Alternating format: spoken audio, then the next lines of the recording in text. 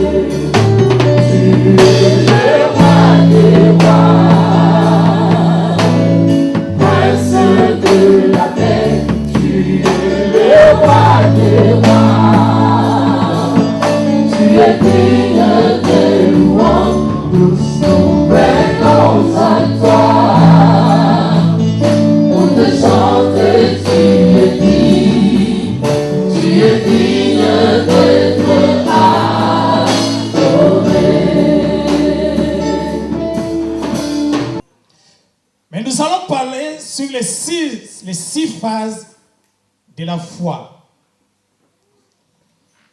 Tout a commencé par un rêve. Joseph, ici la Bible nous dit que Joseph a eu un rêve. Bien aimé, moi je dis toujours, un enfant de Dieu qui ne rêve pas. Un enfant de Dieu qui ne rêve pas. Nous savons, il y a deux types de rêves. Il y a, quand nous dormons, nous rêvons. Les rêves qu'on définit en français comme une série d'images suivies correspondant à des événements de la vie courante. Donc, nous rêvons souvent nous voyons, quand nous dormons, tout ce que nous avons vu pendant la journée, tout ce que nous avons entendu. Et quand tu vas dormir, tu vas voir tout cela commence à revenir dans un rêve. Mais le deuxième rêve,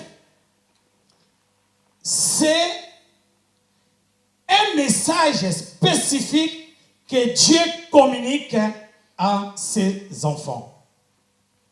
C'est ces rêves-là que moi je parle. C'est un message spécial. Dieu ne donne pas à tout le monde. C'est ça les rêves que Joseph a eu. Ce n'est pas n'importe quel rêve que nous rêvons tous les jours. Mais c'était un message spécifique. Un enfant de Dieu est appelé à rêver.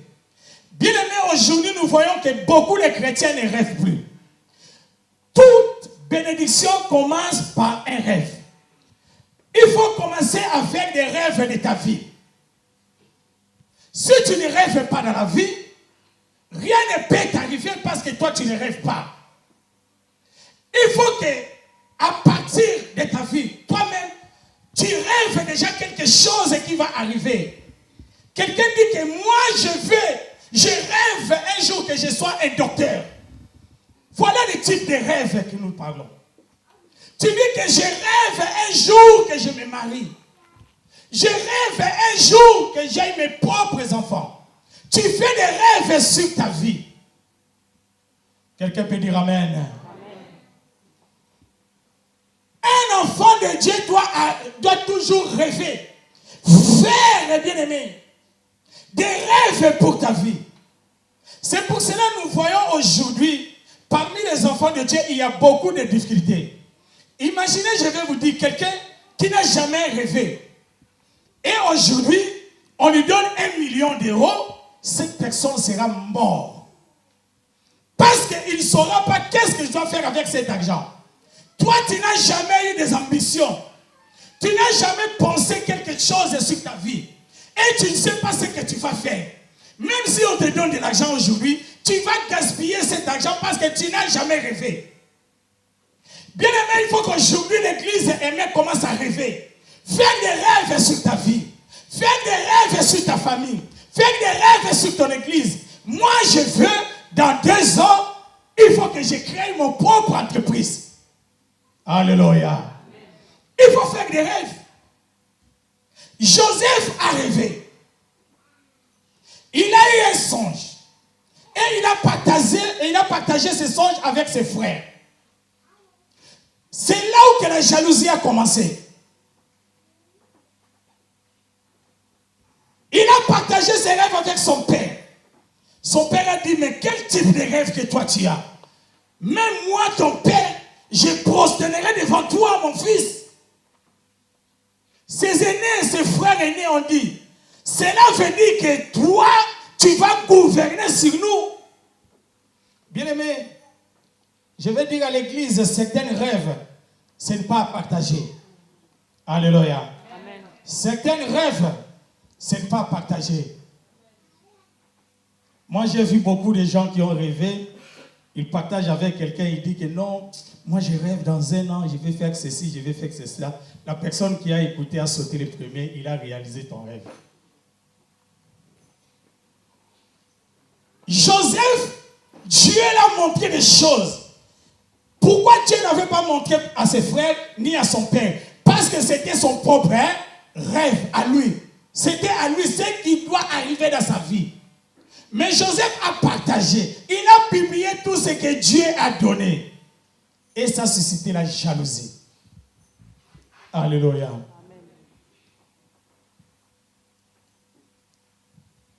Dieu a placé un rêve dans la vie de Joseph. Mais toi, l'enfant de Dieu, tu ne rêves pas. Tu n'as pas des ambitions. Tu viens, tu pries. Tu jeûnes, bien-aimé. Hier, on a terminé notre jeûne de 21 jours. Beaucoup de gens ont prié. J'ai vu les gens pleurer ici pour demander à Dieu. Mais bien-aimé, vous pensez que Dieu va te répondre comme ça si tu n'as pas des ambitions, tu n'as pas de rêves. Tu dis, Seigneur, bénis-moi. Dieu va te bénir en quoi? Seigneur, bénis-moi, je vais être riche. Tu penses que la banque du ciel va s'ouvrir pour descendre des millions d'euros sur ta maison?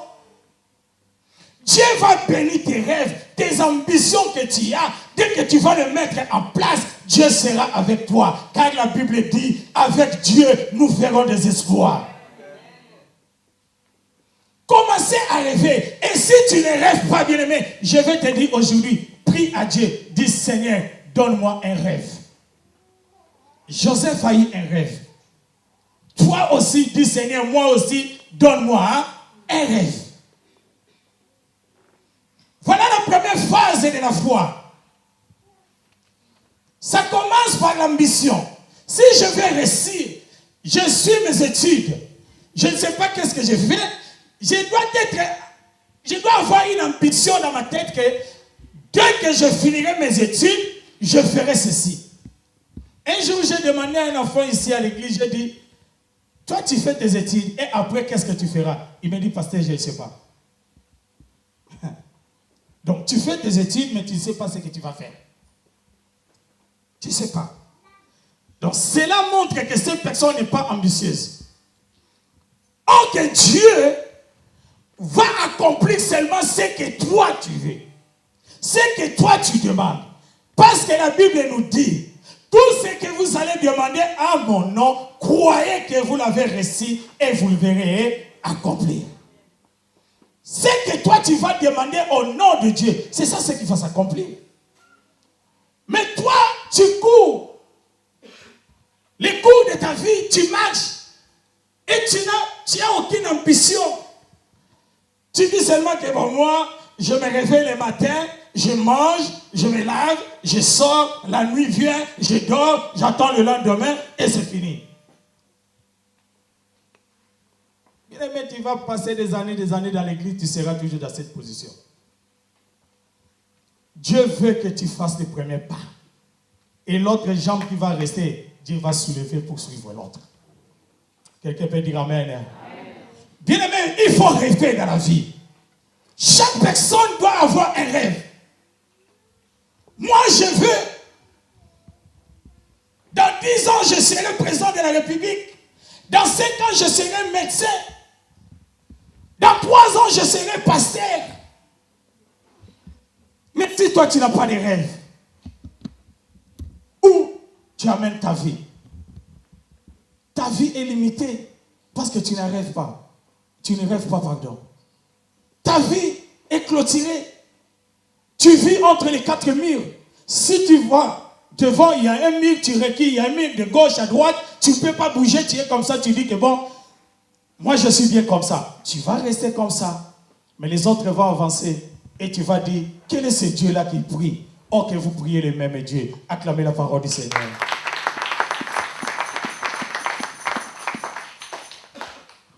Bien-aimé, sans rêve, vous ne pouvez pas vivre la puissance de Dieu. Joseph a vaincu la puissance de Dieu parce que Joseph a eu un rêve. Et Joseph a gardé, la Bible dit, son père a gardé ses souvenirs. Jacob a gardé cette parole de son fils. Les rêves que Joseph avait eu, son père a gardé. Bien aimé, dès que tu as eu l'ambition de ta vie, ne perdez pas cette ambition. Garde cette ambition jusqu'à ce que ça va s'accomplir. Et s'accomplira, je te dis. Parce qu'il est le Dieu de temps et de circonstances. S'il te donne un rêve, il te donne une vision aujourd'hui, parce qu'il sait le temps et la circonstance qui va accomplir cette vision de ta vie. Et dès que tu as eu ton rêve, la deuxième phase, c'est la décision. Beaucoup des enfants de Dieu ont eu des rêves, mais ils ne se sont pas encore décidés. Dès que j'ai eu mon rêve, je dois décider qu'il faut que mon rêve se réalise. Tu prends une décision de ta vie. Malgré les moyens, malgré les suffisances que j'ai, mais je me décide que je dois arriver jusqu'à mon rêve. C'est très important, bien-aimé.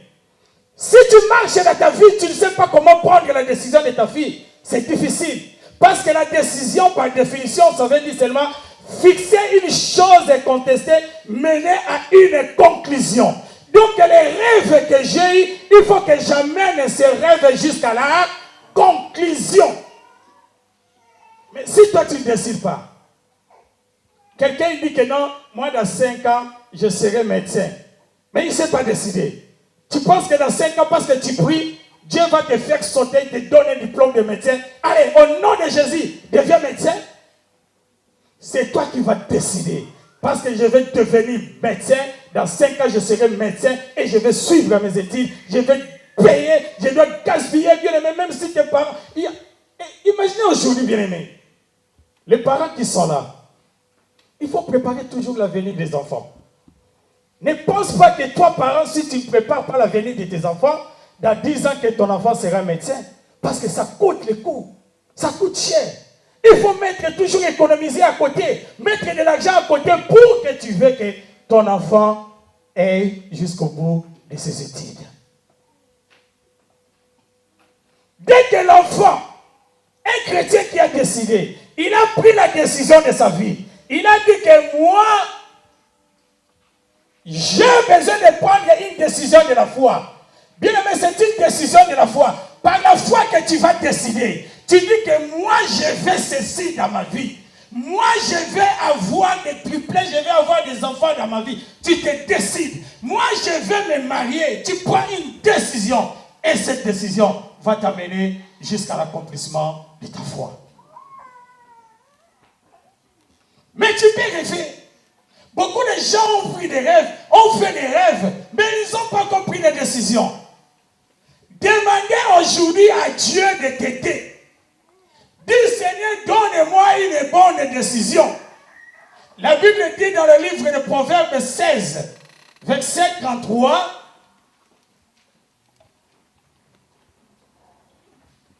Proverbes 16, verset 33, la Bible dit, on jette les sorts dans les pentes de la robe, mais toute décision vient de l'Éternel. Alléluia. Bien-aimé, ta décision vient de Dieu. Si tu veux changer ta vie, demande à Dieu de te donner la décision. La décision de ta vie vient de l'Éternel. Si tu veux que quelque chose bouge dans ta vie, dis Seigneur, aide-moi, donne-moi une bonne décision. Bien-aimé, nous avons échoué parce que nous avons pris beaucoup de mauvaises décisions dans notre vie.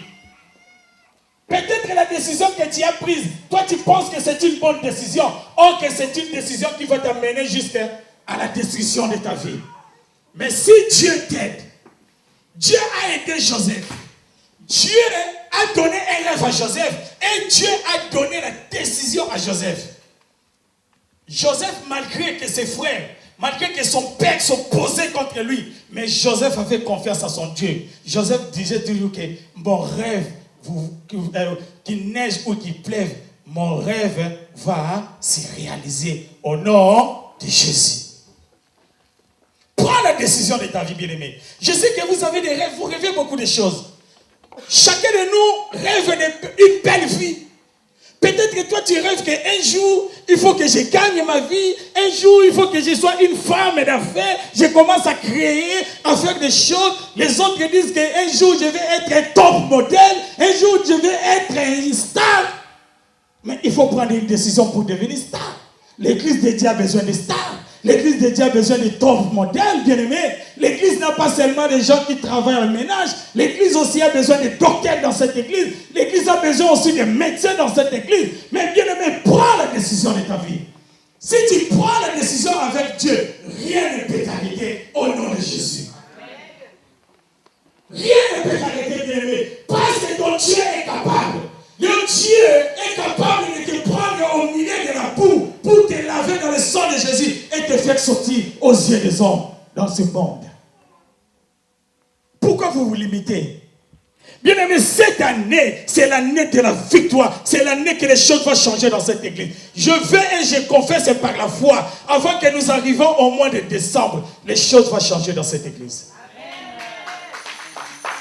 Mais tout se fera que par la foi, bien aimé. Si tu vas suivre la foi, tous les 6 phases de la foi, tu verras. Commencer aujourd'hui par rêver. Toi, tu ne rêves pas. Je ne parle pas des rêves que vous rêvez de bandoto, tout ça. Non, des rêves de ta vie. Fais des rêves. Qu'est-ce que tu veux que ta vie devienne? Qu'est-ce que tu veux? Toi, chrétien, tu viens prier, tu n'as pas de rêve. Tu n'as pas un objectif. Comme un athlète qui court dans un stade, il a un objectif. Alléluia. Un athlète, quand il court, même s'il sera le dernier, il a un objectif. Son objectif quoi? Arriver jusqu'à la ligne d'arrivée. Mais bien aimé, comment tu peux conduire ta vie comme ça? Sans ambition, sans quoi?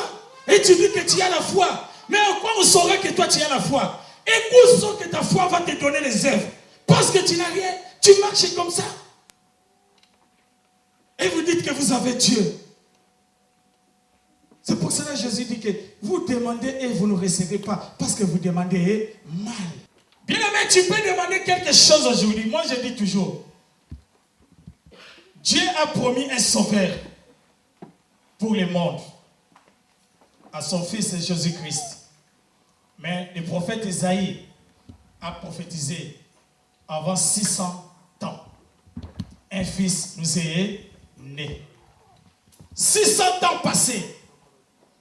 Mais cette promesse est arrivée à Joseph et à Marie. Je ne sais pas si quelqu'un me comprend. Bien-aimé, par ta foi, il faut considérer aussi les délais, les temps. Les temps de Dieu. Ce n'est pas parce que tu as demandé aujourd'hui et tu auras seulement aujourd'hui. Dieu n'est pas un fils de l'homme pour lui imposer. Parce que tu vas dire que Seigneur, moi je veux ceci et que demain tu fais que la chose se réalise. Il est Dieu, il est souverain de toute puissance. S'il veut te donner aujourd'hui, il te donne aujourd'hui. S'il veut te faire attendre après 10 ans, tu seras après 10 ans. Personne ne peut lui commander. C'est pour cela Ézéchiel a dit, dans le livre d'Ézéchiel 12 et 18, Ézéchiel a dit,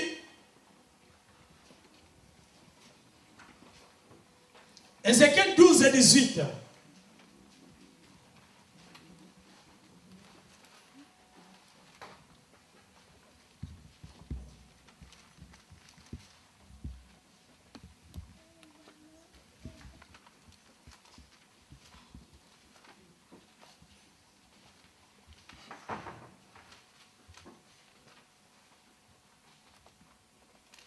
« 12, 28, pardon, pas 18. C'est pourquoi dis-leur, ainsi parle le Seigneur l'Éternel, il n'y aura plus de délai dans l'accomplissement de ma parole. La parole que je prononcerai s'accomplira, dit le Seigneur éternel. Bien-aimé, la parole de Dieu s'accomplira toujours dans ta vie. Malgré les délais, malgré le temps, parce que c'est Dieu qui t'a donné ses rêves. Bien-aimé, demande un rêve à Dieu. Et si Dieu te donne un rêve comme il avait donné à Joseph, Dieu dit, ce rêve-là s'accomplira toujours, malgré le temps qu'il va prendre. Est-ce que quelqu'un comprend? Habakkuk 2:3 nous dit,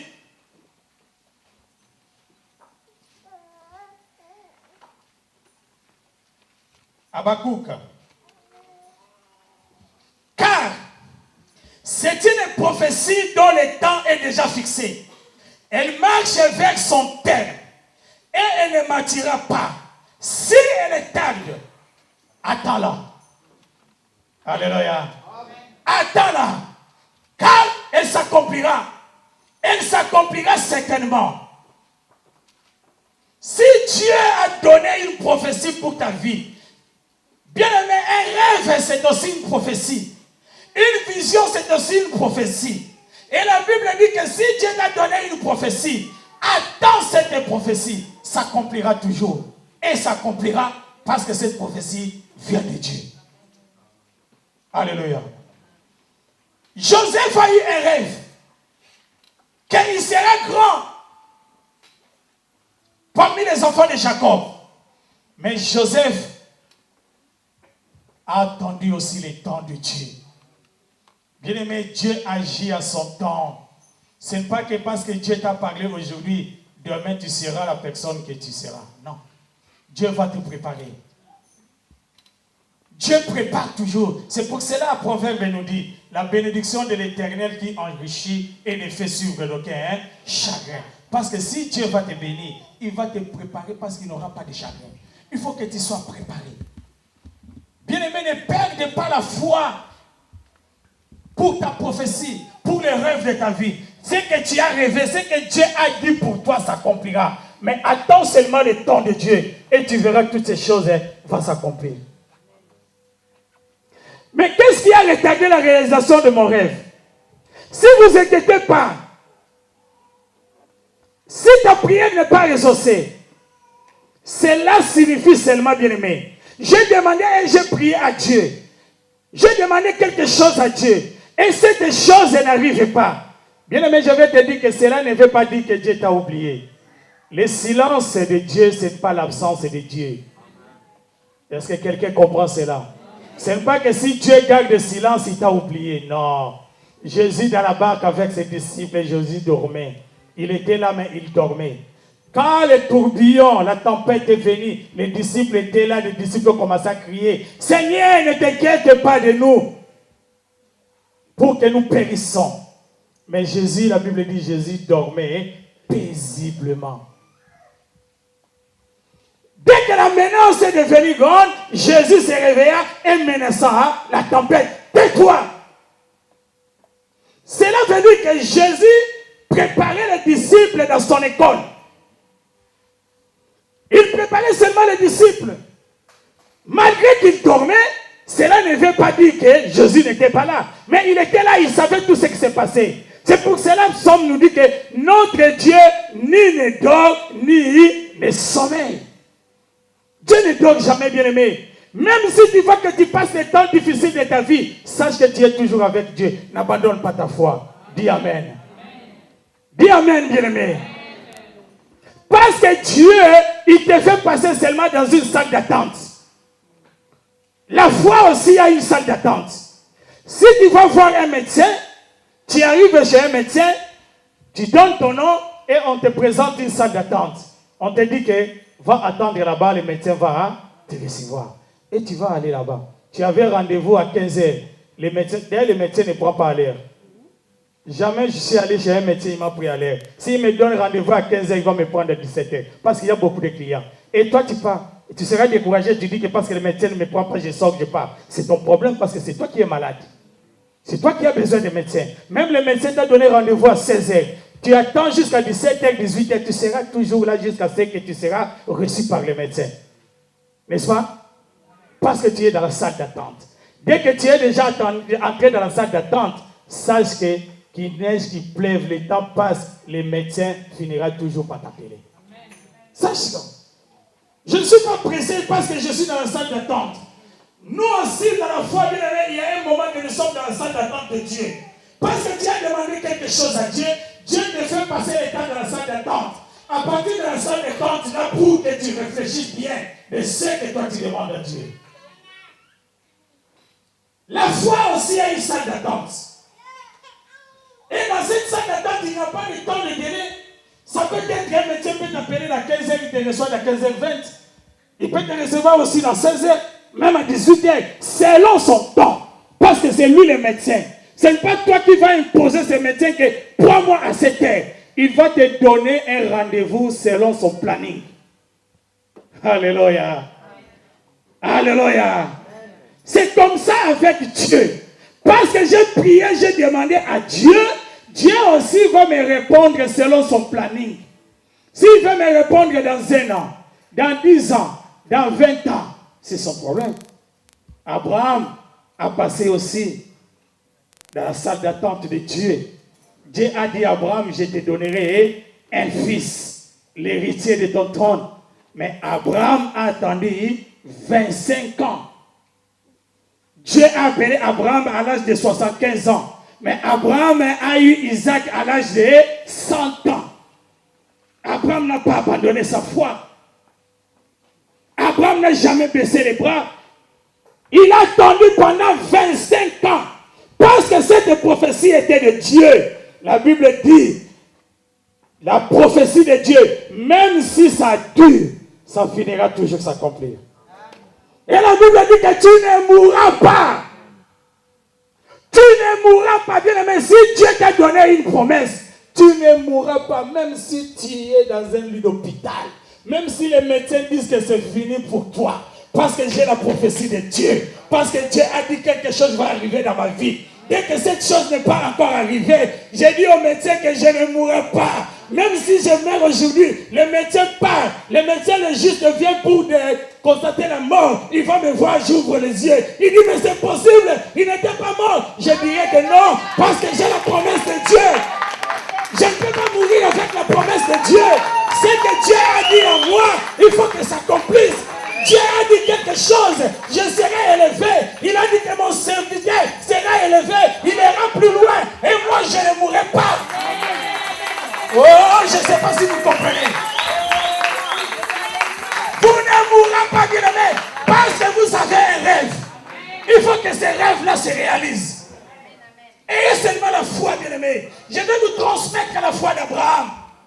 Abraham a attendu 25 ans, malgré qu'il était vieux. Abraham n'a pas baissé les bras. 25 ans après, la prophétie de Dieu est accomplie.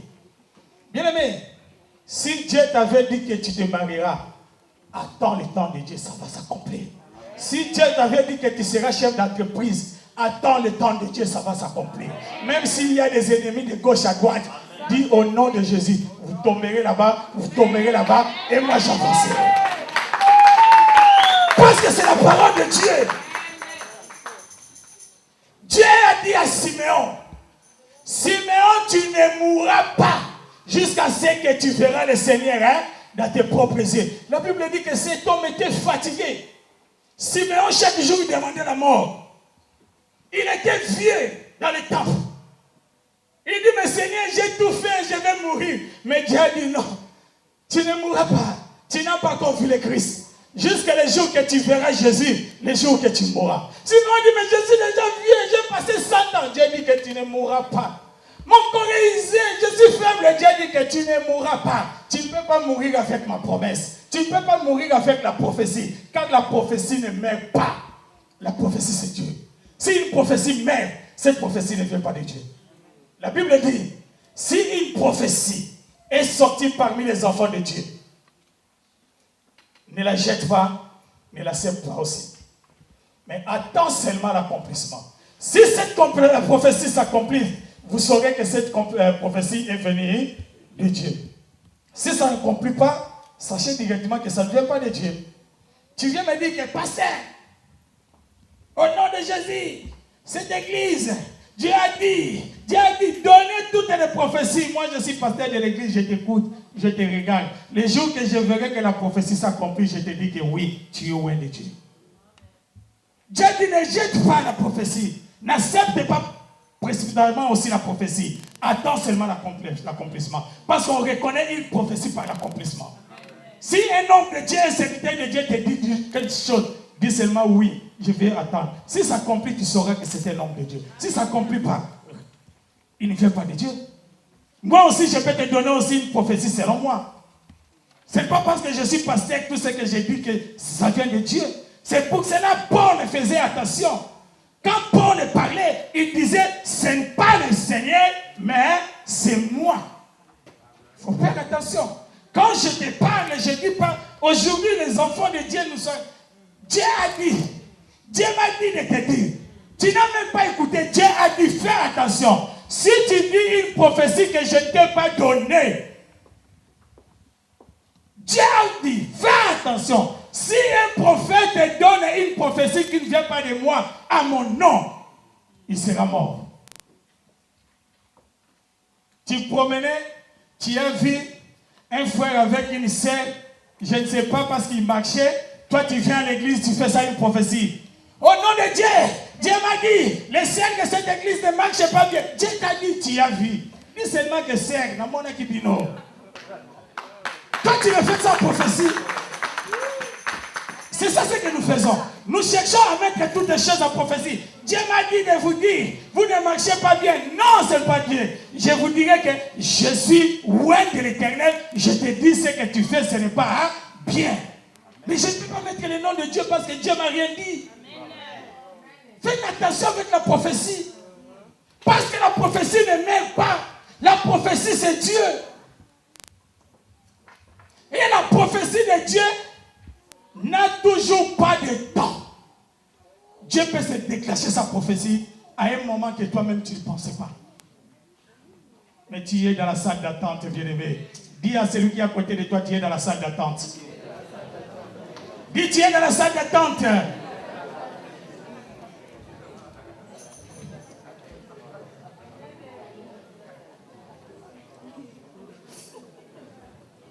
Lamentation chapitre 3, 26.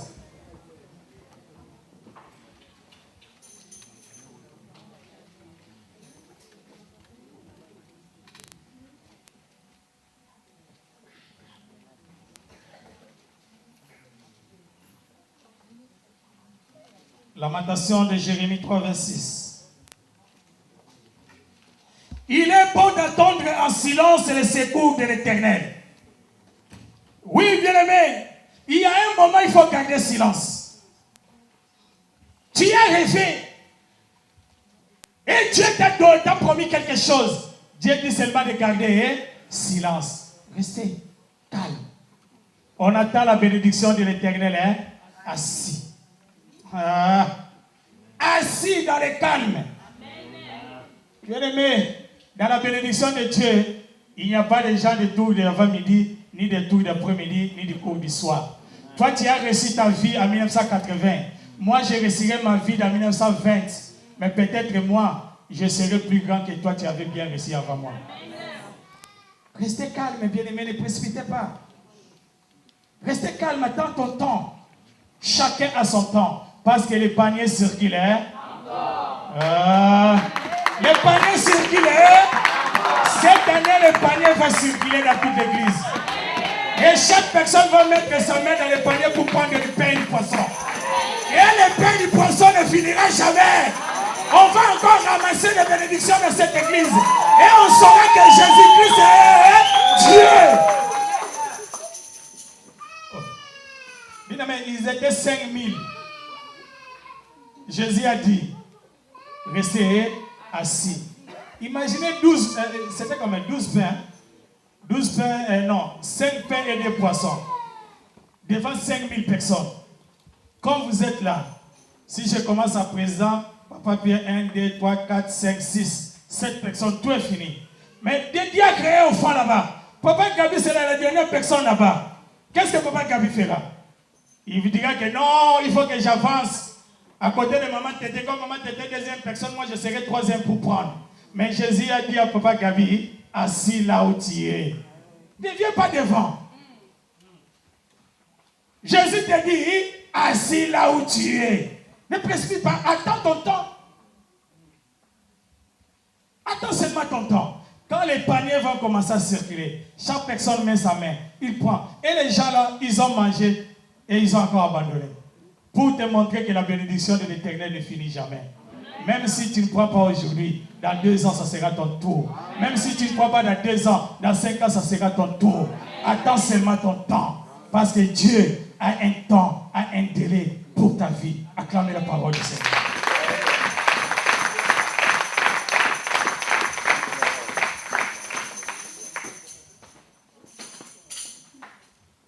Quatrième phase. Dès que j'ai rêvé, j'ai pris la décision. Et je suis dans la salle d'attente de la foi. Là maintenant que ça devient difficile maintenant. Quatrième phase, ce sont des difficultés maintenant qui vont commencer.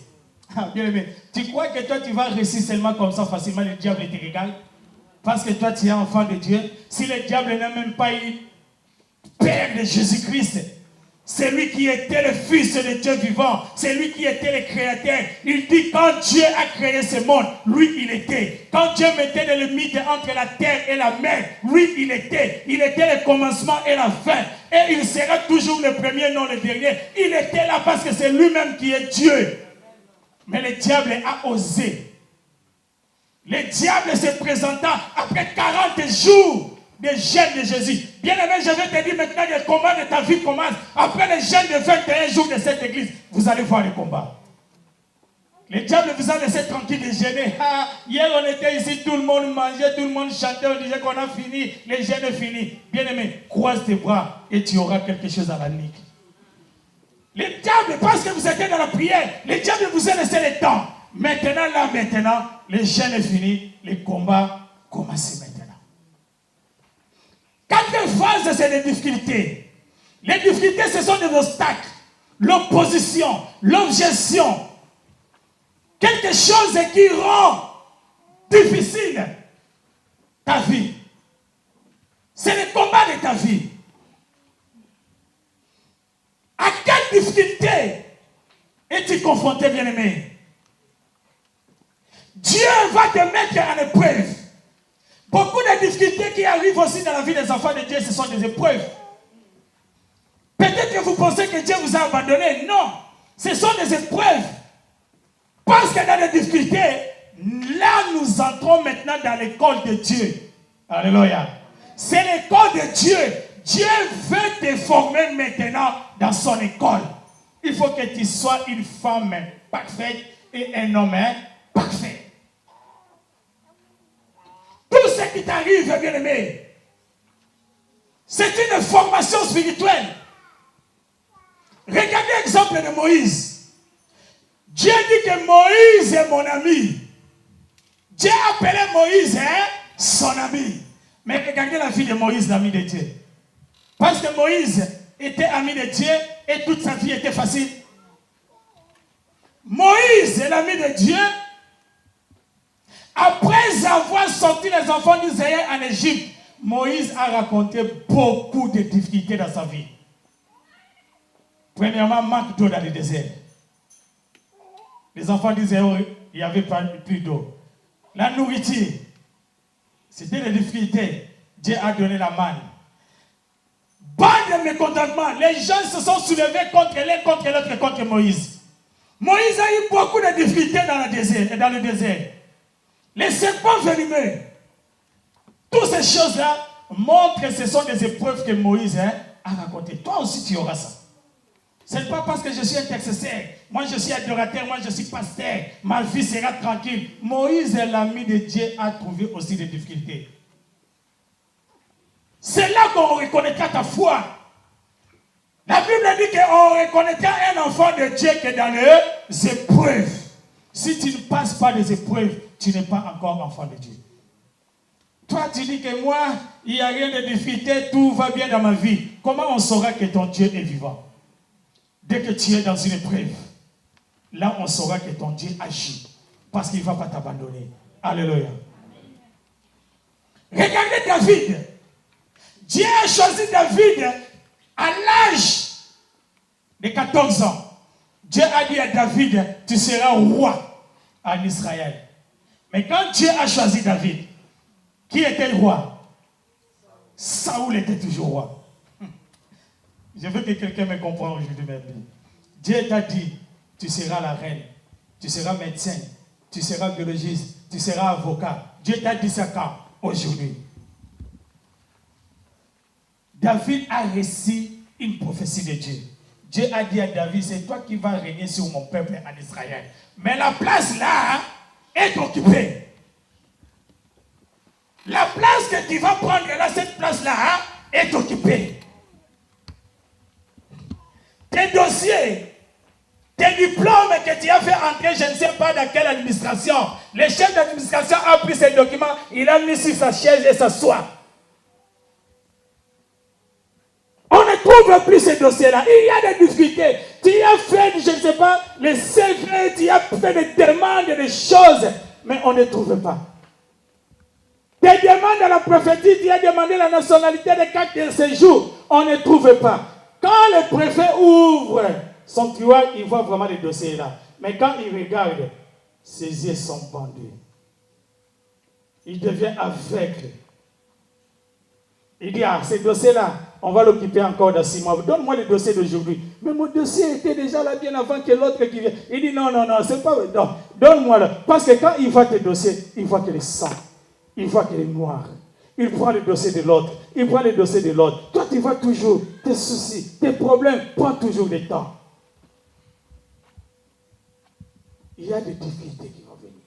Dieu a dit à David, je t'ai choisi comme roi en Israël. Mais sache que la place là, le trône là, il y a un autre homme qui est assis. C'était Saoul. Et maintenant, Saoul, il sait que David sera son successeur. Qui a aimé déjà son successeur? Là où le problème a commencé, Saoul, qu'est-ce qu'il a fait? Il a commencé à pourchasser David. Il a commencé à chercher à tuer David. Là où la vie de David était devenue difficile.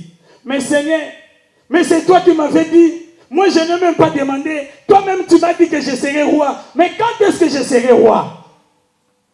Regarde, Saoul cherche à monter la vie. Regarde, Saoul cherche à me tuer. Mais j'ai refait. Mais Saoul avait seulement un objectif de tuer David. La vie de David est devenue un enfer à cause de la prophétie. Et toi, je vais te dire, la prophétie que tu as, le diable va te pourchasser. Le diable sera derrière toi. Le diable va chercher à détruire la promesse de Dieu que tu as. Le diable va chercher à détruire les rêves que tu as. Les rêves que toi tu dis que dans 5 ans, je ferai ceci. Le diable dit, attends, on verra si tu vas s'accomplir. On verra ce que tu vas faire. C'est pour cela que la Bible dit à tous ceux qui font des projets, de dire seulement, si Dieu Tu peux faire un projet aujourd'hui. Dis seulement si Dieu le veut. Parce que si Dieu ne le veut pas, ça ne va pas s'accomplir. Alléluia. Des difficultés, bien aimé, quatrième fois, ça sera les épreuves de ta vie. Regardez Josué. Après la mort de Moïse, pour conduire le peuple d'Israël dans le désert, ce n'était pas facile. Regardez Noé. Dieu a dit à Noé de construire l'arche. Mais ce n'était pas facile. Les gens se moquaient de lui. C'était difficile pour faire cette tâche. Bien aimé, la bénédiction de Dieu, Dieu a dit à l'homme, c'est par ta sueur que tu mangeras. Il faut que tu travailles, bien aimé. Il faut que l'homme intelligent puisse mettre son intelligence pour gagner la vie. Demandez à Dieu le renouvellement de votre intelligence. Parce que le diable est là pour te détruire. Le diable n'est pas ton ami. Si Dieu est ton ami, le diable est ton ennemi. Le diable est le destructeur. Tu ne verras jamais le diable venir en physique comme ça. Non. Mais le diable, il viendra en personne de ton ami, de ta mère, de ton père, de celui qui est à côté de toi. Ah, toi aussi, toi tu penses souvent que toi tu seras médecin. Ah, viens, on va aller faire de la formation d'électricité. Toi aussi tu prends ton rêve, hein? Tu atterres ton rêve, tu deviens électricien. Ok, quand Dieu, vous savez beaucoup de gens, quand Dieu te regarde là où tu es, Dieu ne te voit pas. Dieu te voit ailleurs. Peut-être que toi tu es, je ne sais pas, chef d'entreprise. Ok, quand Dieu te voit pasteur. Peut-être que toi, tu es, je ne sais pas, électricien, mais quand Dieu te voit, Dieu dit que ta place est ministre dans ton pays. Toi, tu dis, ah là-bas la guerre, j'ai fui, j'ai vu venir chercher refuge ici. Mais Dieu te dit, rentre là-bas, ta place est là-bas. C'est ça le plan de Dieu. Beaucoup de gens ont échoué dans leur foi parce qu'ils sont sortis du plan de Dieu. Alléluia. Rentre dans le plan de Dieu et tu sauras ta place. Abraham aussi a sorti dans le plan de Dieu. Mais quand Abraham est entré dans le plan de Dieu, Abraham a eu Isaac. Mais quand il était sorti, Abraham a eu qui? Ismaël. Parce qu'Ismaël était dans le plan de Dieu. Mais Dieu a dit à Abraham, rentre dans mon plan, ne bouge pas. Reste là. Et quand Abraham a compris et entré, Isaac est venu. Quelles sont tes difficultés, bien-aimés? Vous allez voir des difficultés cette année. Vous allez dire, mais le pasteur nous a dit que cette année c'est l'année de la victoire. Mais où est cette victoire, bien-aimés? La victoire ne sera pas facile. On ne parlera jamais de la victoire sans combat. On ne parlera jamais de la victoire sans bataille. Pour avoir la victoire, il faut combattre. Pour avoir la victoire, il faut combattre. La vie, c'est un combat, comme dit le frère Clovis. La vie, c'est un combat. C'est lui qui combat et c'est lui qui va gagner sa vie. Si toi, tu croises les bras pour qu'on puisse t'amener ta vie sur un plateau, bien-aimé, attends. Mais nous allons combattre. Nous allons nous battre jusqu'à ce que nous aurons la victoire finale. Bien-aimé, la vie, c'est un combat. Dieu a besoin de femmes et des hommes qui se lèvent, qui se battent chaque jour pour leur vie. Malgré les difficultés que tu as, malgré l'argent de Minévol, tu n'as pas l'argent pour payer tes études, mais tu combats chaque jour. Malgré les soucis, des obstacles, obsessions des gens, mais toi tu te lèves, tu te combats. Tu dis que moi je ne regarde pas l'homme, moi je regarde mon Dieu. Car la Bible dit, maudit celui qui se confie à l'homme. Est-ce que quelqu'un me suit? Est-ce que quelqu'un me comprend? Vous allez traverser des temps difficiles, bien-aimés. Ne baissez pas les bras. Croyez seulement que Dieu veut seulement servir de tes difficultés, bien-aimés, pour te former. Dieu t'aime. Les difficultés que vous avez, bien-aimés, ce n'est pas que Dieu vous a rejeté. Vous passez seulement un temps pour que vous soyez bien formés. Parce que Dieu, au temps convenable, quand il va voir que tu es fatigué, tu as fait sortir toutes les options et tu n'as plus rien à faire, c'est là où Dieu commence maintenant à agir. Dans tes limites, c'est là où Dieu agit. Quelqu'un peut dire Amen. Quelqu'un peut dire Amen. Les difficultés seront là. Quand Joseph a eu ses songes, Joseph a pris la décision de réaliser ses rêves. Joseph a entré dans la salle d'attente. La salle d'attente de Joseph était de la maison de son père jusqu'à la maison de Pharaon. Il y a des années qui ont passé là-bas. Ce n'était pas comme ça parce que Dieu a dit à Joseph que toi tu domineras sur tes frères. Directement, automatiquement, ça arrivait. Il y a des années qui ont passé. Joseph a eu aussi des difficultés. Première difficulté, on a pris Joseph par ses frères. Première difficulté, c'était tout d'abord la haine de ses frères, la jalousie de ses frères. Bien aimé, parce que tu as quelque chose à Dieu, il aura toujours des jaloux contre toi. Il aura toujours les gens qui vont taillir. Parce que c'est le problème, des choses. Tu as la chose de Dieu. Tu as quelque chose de Dieu. Même si les gens ne voient pas, même si toi tu ne vois pas. Mais les gens du monde des ténèbres, quand ils te regardent, ils voient qu'il y a quelque chose à Dieu sur toi. Ils vont chercher à détruire cette chose pour que tu ne réussisses pas. Il y avait la haine, la jalousie. On a pris Joseph, on a jeté Joseph dans une citerne. C'était les difficultés de sa vie. Toi aussi tu vas passer. Tu seras rejeté. Ton église va te rejeter. Ta famille va te rejeter. Tes amis vont te rejeter. Tu vas dire que je suis seul. Joseph se trouvait seul dans une citerne. Où est le rêve de Dieu? Dieu sait que tu m'avais promis. Moi je serai grand patron. Mais voici je suis dans cette citerne seul. Joseph plairait. Mais il n'a pas douté à son Dieu. Alléluia. Joseph avait toujours confiance, bien-aimé. La Bible dit, mets ta confiance à l'Éternel et il agira. Mets ta confiance à Dieu, ton Dieu il agira. Joseph seul, tout le monde l'a abandonné. Ses frères, son père, sa famille, son pays, seul dans la citerne. Oh, quelle vie! Seigneur, mais toi tu m'avais dit, ce n'est pas ce que tu m'avais dit, Jésus. Toutes les prophéties que tu m'avais parlé, où sont? Mais Dieu, malgré dans la citerne, malgré dans le noir, malgré dans la solitude, Dieu était toujours avec Joseph. Il n'abandonne jamais ses enfants. Il n'abandonne jamais ses ouins. Il n'abandonne jamais les siens. Si tu seras fidèle et tu auras toujours la foi à ce Dieu-là, il sera toujours avec toi. Même dans les séjours des morts, il sera avec toi. Acclamez la parole du Seigneur. Les difficultés continuaient. On a fait sortir Joseph. Joseph a dit, ah Dieu, tu es puissant. Tu m'as libéré. Tu m'as délivré. Joseph était content. Il pensait que Dieu l'a délivré. Oh, quand on a pris Joseph, on l'a vendu. Oh, Joseph, mais Seigneur, toi tu m'as libéré dans la cité. Je pensais que je serais un homme libre. Prison en Égypte.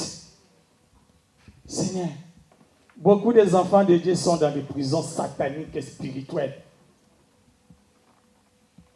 Tu as des projets, tu as des choses à faire, mais ta vie se trouve dans des prisons sataniques.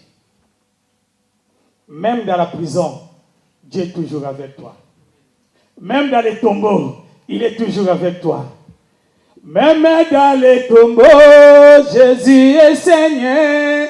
Même dans les tombeaux, Jésus est Seigneur. Joseph a commencé à chanter même dans la prison. Même dans la prison, Joseph il confessait que Dieu... Oh, mais quelle est la foi de cet homme? Malgré dans la souffrance, malgré dans les difficultés, malgré dans la prison, il confesse toujours Jésus. Mais qu'est-ce que toi tu fais? Vous savez, beaucoup de gens, ils sont chrétiens aujourd'hui parce qu'ils réussissent leur vie. Dès que quelque chose de mal arrive, ma sœur, tu es pasteur, je n'ai pas réveillé pour venir à l'église. Mais tu oublies que c'est dans des moments difficiles qu'il faut chercher Dieu. Beaucoup de gens oublient ça. Moi, je vois quelqu'un, il dit que pasteur, je ne suis pas venu à l'église parce que je ne sentais pas bien. Mais aussi longtemps que je suis malade, dans ce moment-là qu'il faut chercher Dieu pour que je sois guéri. Toi, tu es malade, tu restes chez toi. Toi, tu as des choses qui ne marchent pas, tu restes chez toi. Mais tu vas chercher ton Dieu où? C'est dans les moments les plus difficiles de ma vie que je dois me mettre debout. Je dois me lever pour chercher la main de Dieu dans ma vie. Mais si tout va bien dans ma vie, pourquoi je dois chercher Dieu? Parce que je sais que Dieu est avec moi. Mais quand je vois quelque chose ne marche pas, je me lève, je gêne, je prie, je te mets, je crie à Dieu, je cherche sa face pour que Dieu me réponde. Mais toi, dans les moments difficiles, tu restes chez toi. Mon frère, tu étais où, pasteur? Tu sais, hier j'ai passé une nuit blanche, les choses ne vont pas comme j'ai préparé. C'est pour... Tu penses que parce que tu es resté chez toi, tout sera en ordre? Non, bien-aimé, viens chercher la face de ton Dieu. Dans la prison, Joseph continuait toujours à adorer son Dieu. Et quand il est arrivé dans la prison, c'est là où la 5e phase a commencé. C'est l'impasse. La 5e phase, c'est l'impasse. Incapable de supporter l'attente. Oh Dieu, bien aimé, beaucoup de gens aussi vivent dans l'impasse de leur vie. Oh, je suis dépassé, Seigneur. Quand est-ce que la souffrance va finir dans ma vie? Quand est-ce que ma douleur ne sera plus douloureuse? Pourquoi ma plaie ne se guérisse pas? Tu es dans l'impasse, bien-aimé, je vais te dire. Bien-aimé, je vais te dire, malgré dans la prison, malgré dans la souffrance, malgré dans l'abandon, malgré que tu te sens seul, n'abandonne pas la foi. Ne laisse pas ta foi. Confessez toujours la foi, même dans les passes. Beaucoup de gens sont prêts à renoncer à leurs rêves. Imaginez quelqu'un qui avait dit que moi, dans 5 ans, j'ai construit ce que vous appelez peut-être une flat, des flats, c'est hôtel ou quoi. Et après 5 ans, tu vois 4 ans passer, tu n'as même pas 5 000 euros. Ok, pour construire un flat, il faut avoir au moins presque 60 à 100 000 euros. Toi, tu vois que 4 ans est passé, tu n'as même pas 5 000 euros. Tu dis, le projet là, ça ne va pas réaliser. Tu abandonnes. Parce que tu es dans les passes. Tu ne sais pas où tu vas prendre de l'argent. Mais tu oublies une chose, je vais te dire. Ton Dieu dit, l'or m'appartient, l'argent m'appartient. Vous savez, Dieu peut te faire de toi millionnaire dans une heure. Dans une heure seulement, tu deviens millionnaire. Dieu peut te faire de toi un homme réputé dans le monde entier, bien aimé, dans 30 secondes. Que tout le monde vienne te chercher. Quand on ouvre cette porte pour sortir, on trouve toute la presse de France devant ici pour t'interroger. Pourquoi vous n'avez pas la foi? Dieu a dit, si il t'a donné un rêve, il t'a donné une prophétie, jusqu'à la mort, crois et tu ne mourras pas. Ça va s'accomplir. N'abandonne pas parce que tu es dans les passes. Tu vois que, moi j'avais dit, mon père avait dit que je serais médecin. Et moi je n'ai même pas l'argent pour aller payer mes études. Bien aimé, pourquoi tu ne crois pas? On va te donner une bourse que tu n'as même pas demandé. Tu verras quelqu'un, il viendra comme ça, il dit que moi, je prends tes études en charge. Dieu va susciter des personnes, Dieu va donner des personnes pour que ton rêve réalise. Parce que tu as la foi, tu n'as pas abandonné ta foi. Mais beaucoup de gens, des enfants de Dieu, sont prêts à abandonner leurs rêves. 1 Pierre 5, 8.